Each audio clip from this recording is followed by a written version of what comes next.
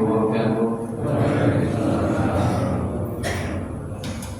Alhamdulillah nahmaduhu wa nasta'inuhu wa nastaghfiruh wa na'udzu billahi min shururi anfusina wa sayyiati a'malina. May yahdihillahu fala mudilla lahu wa may yudlil fala hadiya lahu. Wa asyhadu an la ilaha illallah wahdahu la syarika lahu. Wa asyhadu anna Muhammadan 'abduhu wa rasuluh. Allahumma salli wa sallim wa zid wa barik wa an'im ala nabiyyina Muhammadin wa ala alihi wa ashabihi ajma'in. Qala Allah tabaraka wa ta'ala, ya ayyuhalladzina amanu taqullaha haqqa tuqatih wa la tamutunna illa wa antum muslimun. Ya ayyuhan nasu taqu rabbakum alladzi khalaqakum min nafsin wahidah وخلق منها زوجها وبث منهما رجالا كثيرا ونساء واتقوا الله الذي تساءلون به والأرحام إن الله كان عليكم رقيبا. يا أيها الذين آمنوا اتقوا الله وقولوا قولا سديدا يصلح لكم أعمالكم ويغفر لكم ذنوبكم ومن يطع الله ورسوله فقد فاز فوزا عظيما. أما بعد فإن أصدق الحديث كتاب الله وخير الهدى هدى محمد صلى الله عليه وسلم وشر الأمور محدثاتها فإن كل محدثة بدعة وكل بدعة ضلالة وكل ضلالة في النار. أما بعد. Bapak ibu-ibu yang semoga dimuliakan oleh Allah Subhanahu wa ta'ala, kita bersyukur atas segala nikmat yang Allah Subhanahu wa ta'ala berikan. Di pagi hari yang berbahagia ini Allah masih dapat kembali memberikan kenikmatan iman wal Islam dan nikmat sehat wal afiyah, sehingga kita dapat kembali melaksanakan kewajiban kita sebagai seorang muslim, yaitu sholat subuh secara berjamaah, dengan harapan apa yang telah kita kerjakan semoga diterima oleh Allah Subhanahu wa ta'ala. Kita lanjutkan pembahasan kita di syarah kitab Tauhid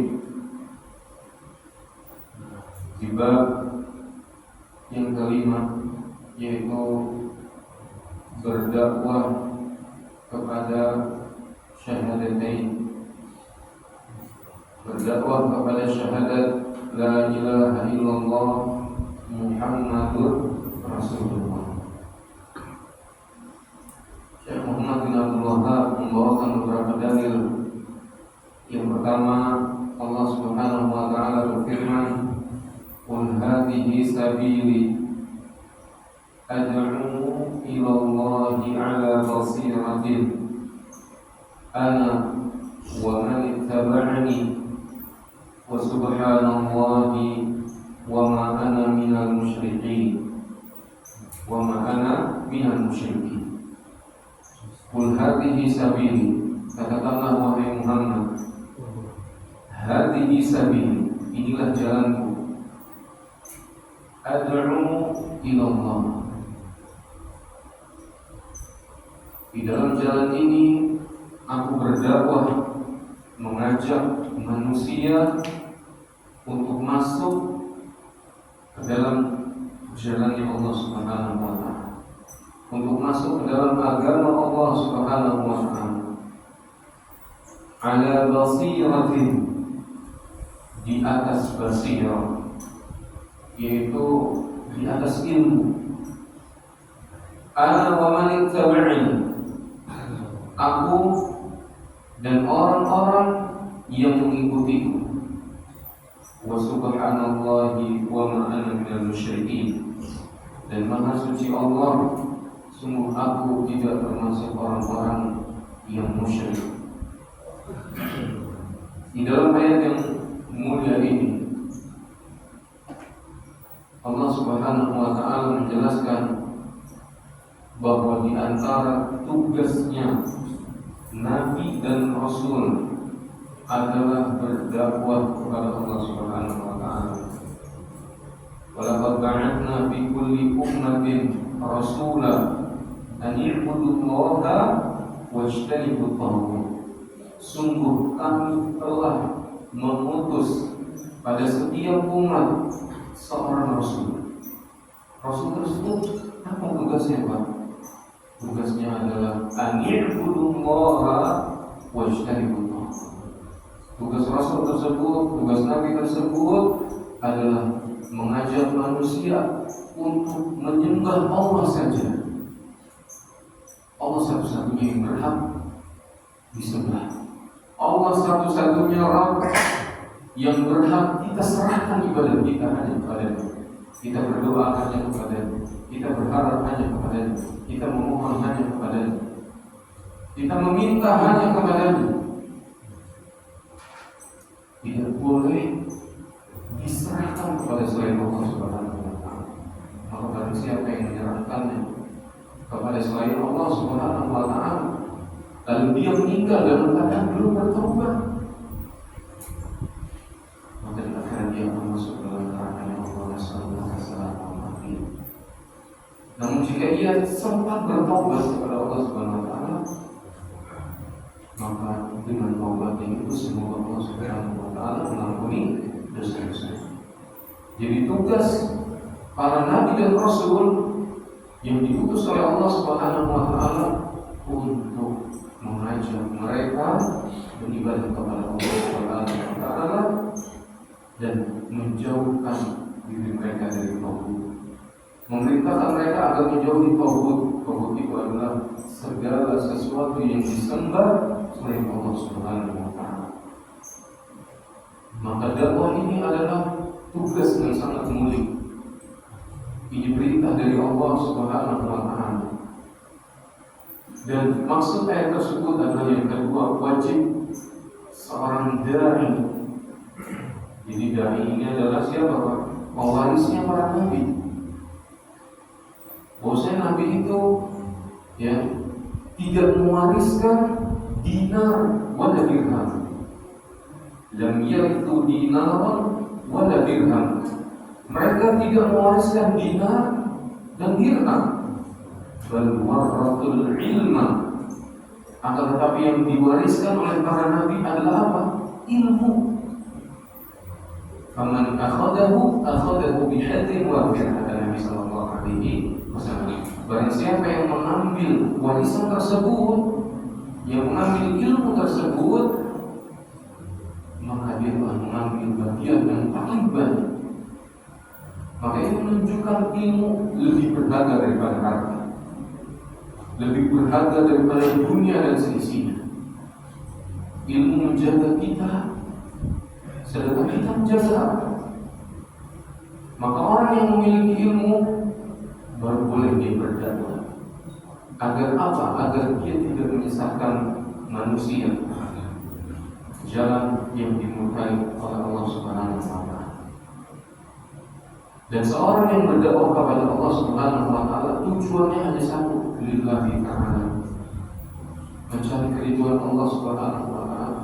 Ikhlas karena Allah Subhanahu wa taala. Jangan dia menuntut ilmu lalu kemudian dia berdakwah, kemudian dia mengharapkan sanjungan atau pujian dari manusia. Dia mengharapkan keuntungan harta dan dia mengharapkan pengikut yang banyak. Karena Nabi aja ada yang tidak ada pengikutnya. Terus apakah kita katakan Nabi itu salah? Tidak. Karena ini dari tangan Allah Subhanahu wa taala. Walaupun pengikut kita hanya sedikit dan mengikuti dakwah kita hanya sedikit, dakwah terus jalan. Kita sampaikan yang hak, kita sampaikan yang baik. Kita berdakwah dengan niat menyelamatkan manusia dari kemerian api neraka dan mengajak manusia untuk masuk ke dalam surga Allah Subhanahu wa taala. Dan dakwah itu mengajak, bukan mengejek. Dakwah itu merangkul, bukan mukul. Dakwah itu mendidik, bukan mendidik. Bukan mendidik. Maka seorang yang berdakwah kepada Allah Subhanahu wa taala diikhlaskan niatnya hanya kepada Allah, hanya untuk Allah Subhanahu wa taala. Dalil yang kedua, Nabi sallallahu alaihi wasallam bersabda dari Ibnu Abbas radhiyallahu anhu, ketika Rasulullah sallallahu alaihi wasallam mengutus Mu'adz bin Jabal. Untuk apa Pak Nabi mengutus Mu'adz bin Jabal? Untuk dakwah, untuk menyampaikan risalah nubuwah. Kepada siapa Pak? Kepada umat Yahudi dan Nasrani yang ada di negeri Yaman. Kata Nabi sallallahu alaihi wasallam, "Innaka ta'ti qauman min ahli kitab." Wahai Mu'adz, sesungguhnya engkau akan datang kepada kaum itu ahli kitab. Siapa yang dimaksud dengan ahli kitab? Al-Yahud wal Nasara. Orang Yahudi dan orang Nasrani. Di Mu'adz diutus oleh Nabi sallallahu alaihi wasallam dan Yaman. Faliyakun awwal ma tad'uhum ilaihi syahadatu an la ilaha illallah. Maka hendaklah yang pertama kali engkau dakwahkan kepada mereka, hendaklah kau ajak mereka yang pertama kali untuk bersyahadat. Masuk dulu ke pintunya untuk bersaksi bahwasanya tidak ada ilah yang berhak diibadahi secara benar kecuali Allah Subhanahu wa ta'ala, dan Muhammad itu adalah utusan Allah Subhanahu wa ta'ala. Wa fi riwayatin, dalam riwayat yang lain, ila an yuwahhidullah, ajak mereka supaya mengikhlaskan ibadah hanya untuk Allah, tidak diserahkan kepada selain Allah, tidak berharap kepada jimat, tidak meminta kepada patung, tidak meminta kepada orang yang sudah meninggal. Hendaklah dia serahkan ibadahnya hanya kepada Allah Subhanahu wa ta'ala. Fa in ata'uka lidzalik, kalau seandainya mereka sudah mau masuk ke dalam Islam, bersaksi, bersyahadat, ya, lidzalika fa'alihum anna Allah iftarada 'alaihim khamsa salawatin fi kulli yawmin wa lailah. Kalau basicnya udah kuat, fondasinya udah kuat, baru ajak mereka supaya apa? Supaya mau menegakkan sholat 5 waktu sehari semalam. Sholat ini ibadah yang sangat luar biasa. Saking luar biasanya Allah yang undang Nabi kita Muhammad ke langit untuk menerima ibadah sholat. Semua ibadah kalau syariatkan ketika Nabi berada di bumi kecuali sholat. Allah undang langsung ke Sidratul Muntaha untuk menerima ibadah sholat. Dari 50 waktu, kata Nabi Musa, wahai Muhammad, kamu akan sanggup. Nabi ditanya terus sampai 5 waktu. Kata Nabi Musa, umatmu tidak akan sanggup mengerjakan sholat 5 waktu. Berat. Akhirnya kata Nabi SAW, "Fadistahitu min Rabbi." Wahai Musa, aku malu kepada Rabbku. Meminta ringanan lagi dari kita Muhammad SAW malu.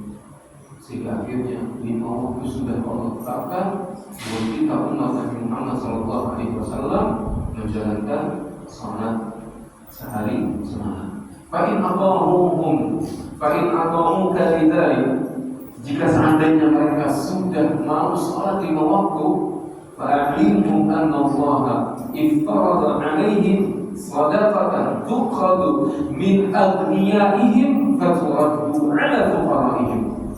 Kalau seandainya sudah mau sholat, suruh mereka mengeluarkan zakat yang diambil dari orang-orang yang kaya, kemudian diberikan kepada orang-orang yang fakir, orang-orang yang membutuhkan. Fakir ini ya di bawah miskin. Orang fakir lebih butuh, lebih memerlukan daripada orang miskin. Fa'in ata'uhum ata'uka lidzalik, kalau seandainya mereka sudah mau mengeluarkan zakat, fa'iyyaka wa qaraima amwalihim, hati-hati wahai Muhammad, jauhkanlah dirimu dari harta pilihan mereka. Harta-harta yang mereka pilih wattaqi da'watal mazlum, dan takutlah engkau wahai Mu'adz akan doanya orang-orang yang terzalimi. Fa innahu laysa bainaha wa bainallahi hijabun. Karena sesungguhnya orang-orang yang terzalimi apabila dia berdoa kepada Allah Subhanahu wa taala, maka tidak ada penghalang yang menghalangi doanya menuju Allah Subhanahu wa taala. Artinya doa orang yang terzalimi itu mustajab, yang dikabulkan oleh Allah Subhanahu wa taala. Itu dalil yang kedua tentang dakwah ini. Yang ketiga dari Imam Bukhari, Imam Bukhari dan Muslim meriwayatkan dari Sa'ad bin Sa'ad radhiyallahu anhu bahwa Rasulullah sallallahu alaihi wasallam bersabda, suatu hari beliau mengatakan la'uhyiyanna, sungguh aku akan memberikan ar-rayatal badr, besok aku akan memberikan komando perang, bendera, yaitu komando perang. Kepada siapa? Kepada rajulan yuhibbullaha wa rasulahu, kepada seorang laki-laki yang mencintai Allah dan Rasulnya. Wa yuhibbuhullah huwa rasuluh, dan Allah serta Rasulnya pun mencintai laki-laki ini. Yafqahullahu ala yadayhi, yang dengan izin Allah Subhanahu wa taala perang ini akan dimenangkan ketika komando tersebut berada di tangan. Ambil alih oleh fabatan nasu yadukuna lailatahum ayyuhum yuqaha, maka para sahabat radhiyallahu alaihim ajma'in memperbincangkan siapa sih laki-laki tersebut yang akan mendapatkan komando, artinya mendapatkan bendera perang ini, komando perang ini. Ini maknanya para sahabat radhiyallahu alaihim ajma'in tidak mengetahui hal yang akan terjadi besok. Mereka tidak mengetahui takdir Allah Subhanahu wa taala yang belum terjadi, sehingga mereka bertanya-tanya, siapa sih di antara kita yang akan mendapatkannya? Faqala, maka Nabi sallallahu alaihi wasallam bersabda, aina Ali? Di mana Ali bin Abi Thalib? Faqila huwa yashtaki aini. Wahai Rasulullah, sesungguhnya Ali bin Abi Thalib sakit matanya, bengkak. Fa'arsalu ilaihi fa'utiya bihi, maka Nabi mengirim utusan untuk membawa Ali ke hadapan beliau. Fabasaqa fi 'ainaihi wa da'ala, maka Nabi sallallahu alaihi wasallam sedikit membuka untuk Ali, dan Nabi berdoa kepada Allah agar Allah memberikan kesembuhan kepada Ali bin Abi Thalib. Ini sebagaimana yang telah saya sampaikan di pertemuan yang lalu, bahwasanya ruqyah itu di antara caranya adalah dengan mencampurkan sedikit udara dan berdoa agar si pasien ini mendapatkan kesembuhan dari Allah Subhanahu wa taala. Dan ini sebab yang harus kita amalkan agar Allah memberikan kesembuhan di antara. Maka Nabi sallallahu alaihi wasallam pun melakukannya. Maka apa jamaah tabaraka, setelah Nabi berdoa untuk Ali bin Abi Thalib, Ali sembuh. Seketika itu juga ka'allam yakun bihi waj'un, seolah-olah Ali tidak pernah merasakan sakit. Artinya apa Pak? Sembuh total. Fa'aqahu ar-rahim, maka Nabi memberikan komando perang kepada Ali bin Abi Thalib. Faqala unfud ala rislika hatta tanzila bisahatihim summa du'uhum ila al-islam. Wahai Ali, ya, ajaklah mereka kepada Islam. Hendaklah engkau melangkah ke depan dengan tenang hingga engkau sampai ke tempat mereka. Setelah itu ajaklah mereka kepada agama Islam, dakwahi mereka. Summa du'uhum ila Islam wa akhbirhum bima yajibu alaihim min haqqillahi ta'ala fihi. Dan sampaikan wahai Ali kepada mereka bahwasanya Allah itu memiliki hak-hak yang harus kita tunaikan.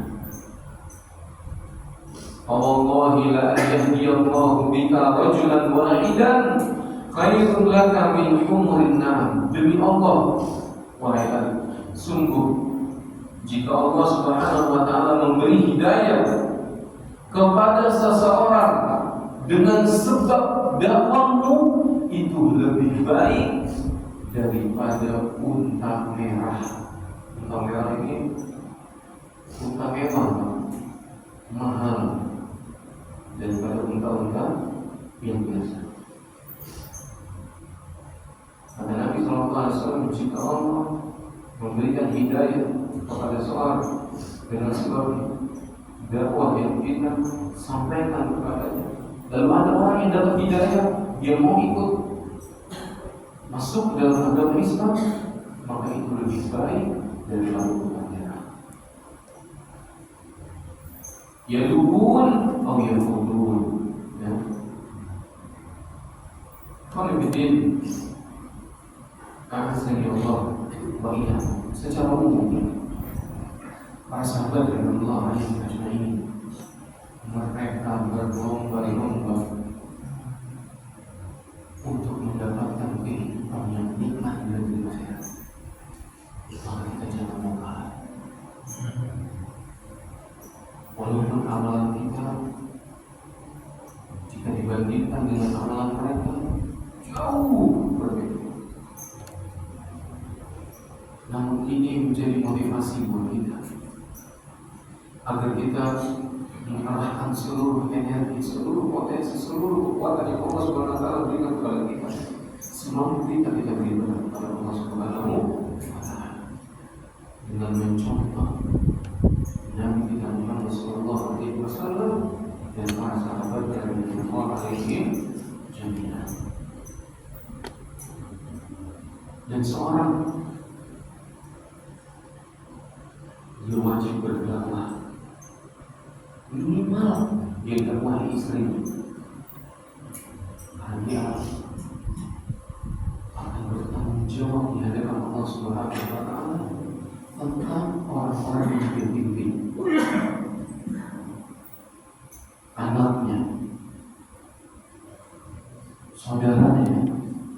Diajak semampu dia untuk mengamalkan agama Islam ini, agama yang diridhoi oleh Allah Subhanahu wa taala, satu-satunya agama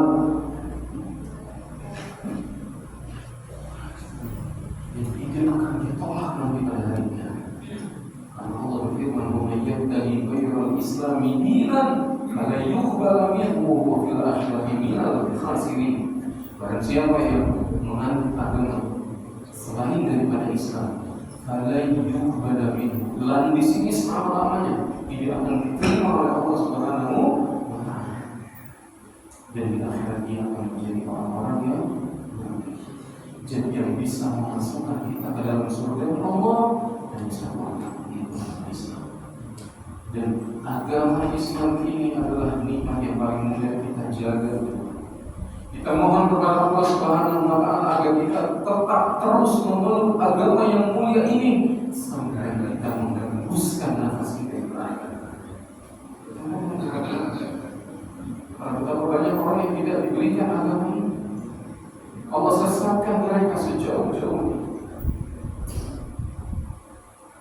Maka kita hadir di majelis ini, walaupun kita hanya berdua, mereka akan turun. Kata Nabi SAW, mereka akan mengepakkan sayap-sayap mereka, cuma goib pak, nggak kelihatan. Tapi kita bisa mengimani dengan hati kita, karena ini merupakan wahyu yang Nabi SAW sampaikan kepada kita, bahwa mereka turun Mereka ridho dengan apa yang diamalkan. Dan Allah menurunkan rahmat kepada kita. Malaikat mengelilingi kita. Dan Allah menyanjung kita di hadapan para malaikat.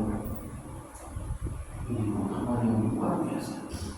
Dan orang-orang yang hadir di majlis-majlis ini menuntut ilmu hal yang tak pernah ini. Dia tidak akan sengsara. Karena dengan sebab dia menuntut ilmu, dia akan menghilangkan kebodohan yang ada pada dirinya.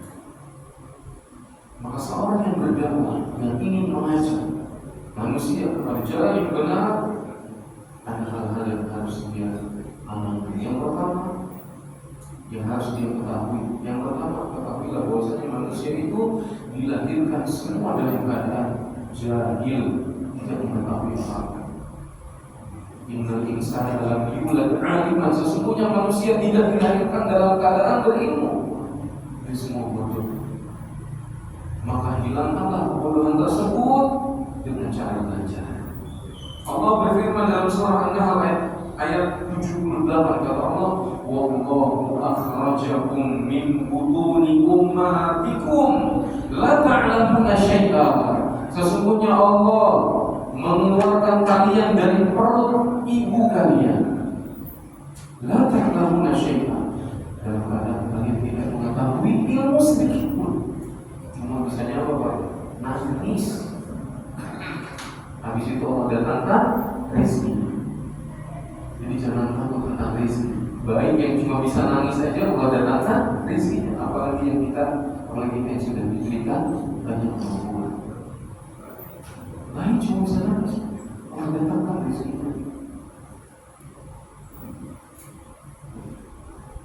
Dan dia tidak mengetahui apa.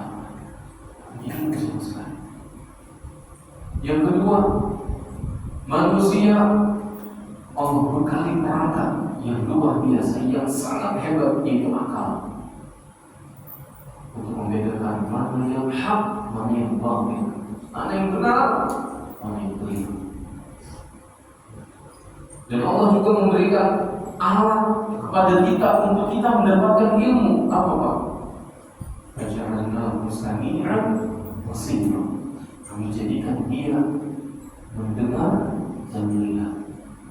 Dengan kedua alat ini kita bisa mendapatkan ilmu. Ini nikmat dari Allah Subhanahu wa Ta'ala yang kita wajib mensyukurnya dengan datang ke majelis ilmu, mendengarkan ilmu, dengan telinga kita melihat apa yang disampaikan dengan kedua mata kita.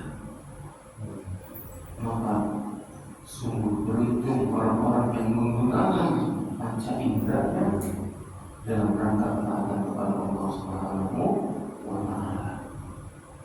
Allah berfirman, wa khuliqal insanu dha'ifa. Manusia diciptakan banyak memiliki kelemahan. Kelemahan apa? Kelemahan akal manusia. Artinya apa? Akal ini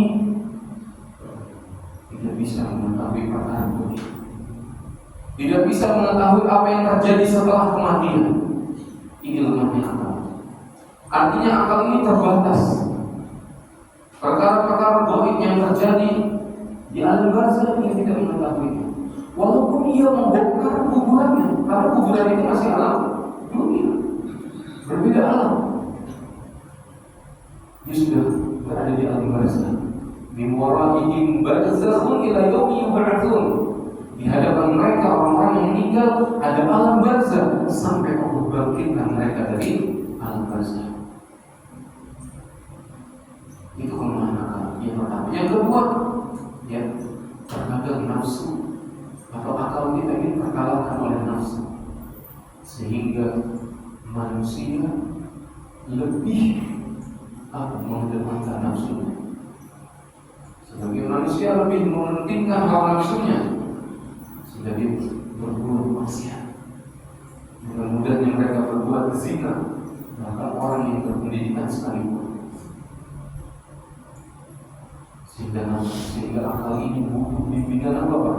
Bimbingan wahyu dari Allah Subhanahu wa Ta'ala. Dan hadis dari Nabi kita Muhammad SAW yang bisa menghentikan ngerinya hawa nafsu kita adalah satu agamanya. Karena dia belajar agama itu yang bisa mereka, yang bisa menghentikan ya hawa nafsunya. Dia takut kepada Allah Subhanahu wa Ta'ala. Dia yakin bahwasanya nanti suatu hari dia akan berdiri di hadapan Allah Subhanahu wa Ta'ala untuk apa? Untuk mempertanggungjawabkan apa yang telah dia perbuat. Karena dia berpikir ke situ, dia berhenti dari menzalimi manusia. Saya takut kepada Allah. Saya tahu bahwasanya Allah senantiasa mengawasi saya. Nggak tidur, jangan tidur, ngantuk aja Allah. Sifat kekurangan tidak ada pada diri kamu Subhanahu wa Ta'ala. Kemudian alhamdulillah Allah Allah berfirman, "Wa man ahsanu qawlan mimman da'a ila Allah wa 'amila shalihan wa qala innani minal muslimin." Dan siapakah yang lebih baik perkataannya daripada orang-orang yang menyeru kepada Allah Subhanahu wa Ta'ala? Walaupun kita cuma ngajarin Iqra, ngajarin ngaji, ngajarin rukun Islam, ngajarin rukun iman sama anak-anak kita. Ya Allah, ngajarin Iqra, balata, kita nggak tahu. Bisa jadi dengan sebab itu dia jadi ulama besar. Dan dengan sebab itu Allah Subhanahu wa Ta'ala menolong kita di negeri akhirat. Sehingga dari ulama besar tersebut dia memiliki anak murid yang banyak, serta didik yang banyak. Yang dengan sebab itu kita mendapatkan akhirat pahala dari Allah Subhanahu wa Ta'ala. Jangan remehkan pekerjaan atau jangan remehkan dakwah yang ya Allah ya tadi kau sampai ngajar adab makan. Dan makan itu anak-anak baca Bismillah, ambil dan terdekat. Walaupun begitu Pak, kita ajarin sama anak kita. Saatnya kita tahu dulu ada tidur, wudu dulu. Setelah wudu kumpulkan tanganmu, baca Al-Fatihah dan Ikhlas. Kemudian baca ayat kursi. Kemudian tiup, usapkan kepada seluruh anggota tubuh yang dapat dijangkau. Usap dan tidurlah. Bisa kau akan mendapatkan penjagaan dari Allah Subhanahu wa Ta'ala. Sepele ajaran ada kepada kita. Alimu awladahum wa ahlikum al-khaira wa adibuhum. Kata Ali bin Abi Thalib, ajarkanlah anak-anak kalian, istri-istri kalian kebaikan dan ajarkanlah adab kepada mereka. Dan sebelum kita mengajarkan adab kepada mereka, kita dulu yang jadi teladan kita. Karena mereka adalah orang-orang yang senantiasa mengawasi kita, mencontoh kita, melihat kita, mendengar kita. Jangan sampai mereka mengatakan bahwa yang begitu tapi banyak ya bahwa yang begitu ya maka kita bisa menjadi sumber orang yang baik buat keluarga kita. Insya Allah kita akan diterima oleh mereka. Siapa-siapa yang tidak mau masuk surga, siapa-siapa yang tidak mau dikumpulin sama Allah di dalam surga, ingat bahwa orang-orang yang baik, orang-orang yang soleh, Allah akan kumpulkan mereka di surga. Di dunia dia bahagia, di surga dia lebih bahagia. Karena Allah Subhanahu wa Ta'ala berikan kepada mereka. Setelah dia begini, dia mengamalkan apa yang dia dakwahkan. Karena kebencian Allah kepada orang-orang yang berkata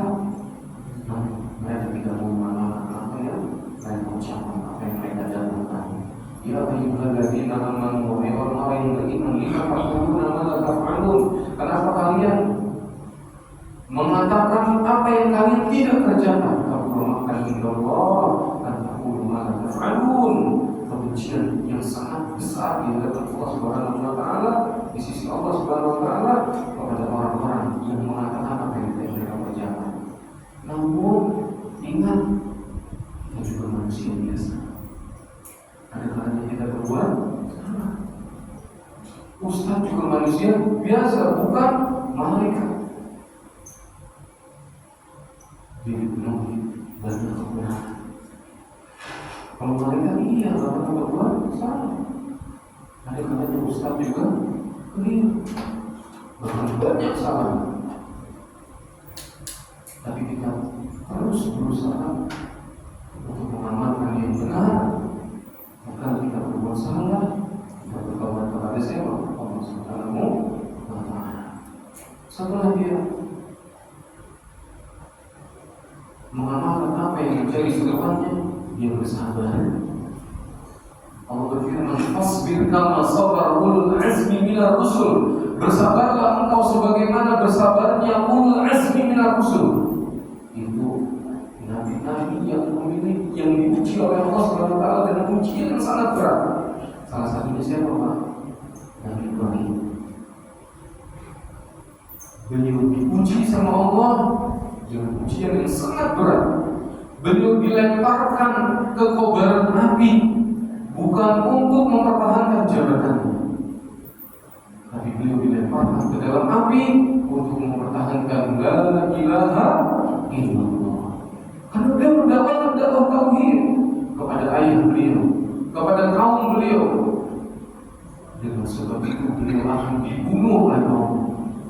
Tapi beliau punya Allah.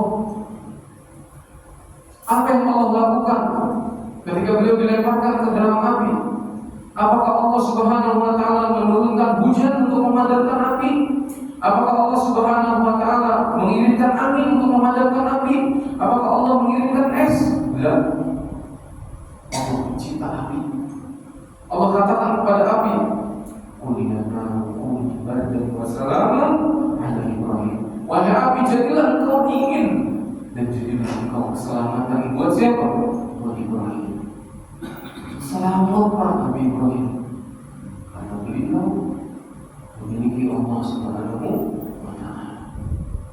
Karena beliau adalah Khalilullah, kekasihnya Allah Subhanahu wa taala. Allah selamatkan. Dan Nabi Ibrahim tetap bersabar. Ada gangguan yang beliau dapatkan. Apakah dari orang tua beliau, ayah beliau? Karena orang tua beliau, ayah beliau mengatakan, "La illam tantahi la arjumannak." Wahai Ibrahim, kalau engkau tidak berhenti mendakwahi saya, aku akan merajam kamu. Bila Ibrahim harus begitu, itu orang tua. Maka bersabarlah dengan sabar yang indah. Fasbir sabra jamila. Bersabarlah dengan kesabaran yang indah. Kemudian yang keempat, kalau kita mau berdakwah, ya, hendaklah kita memiliki kelembutan. Inna rifqa la yakunu fi syai'in illa zana, wa la yanzi'u min syai'in illa sana. Sungguh segala sesuatu yang dihiasi dengan kelembutan akan nampak indah. Sebaliknya, tanpa kelembutan, segala sesuatu akan nampak jelek. Kita mau nyuruh keluarga kita sholat baik-baik, pas. Yang lemah lembut, jangan dibentak. Karena betapa banyak orang yang mendapatkan hidayah dengan kelembutan. Kita ajak baik-baik. Sholat di rumah, sholat apa? Sholat tarawih, baru jam segini. Sholat malam, ajak istri kita.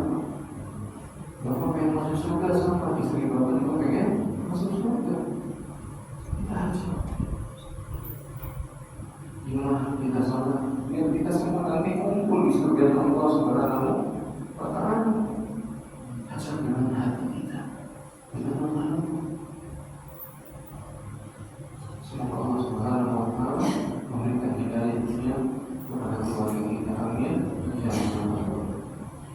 ingat Allah berfirman, "Fabima rahmatin min Allahi linta lahum wa law kunta faddan ghalidhal qalbi lam faddu min hawlik." Maka berkat rahmat Allah dan dengan kelemah lembutanmu wahai Muhammad terhadap mereka, sekiranya engkau bersikap keras, niscaya mereka akan menjauhkan diri mereka dari kita. Berdekat dengan suara yang keras, bukannya mau ikut sama kita, mereka akan lari dari kita sejauh-jauh. Maka nasihat dari Allah Subhanahu wa Ta'ala agar kita berlemah lembut, baik-baik ini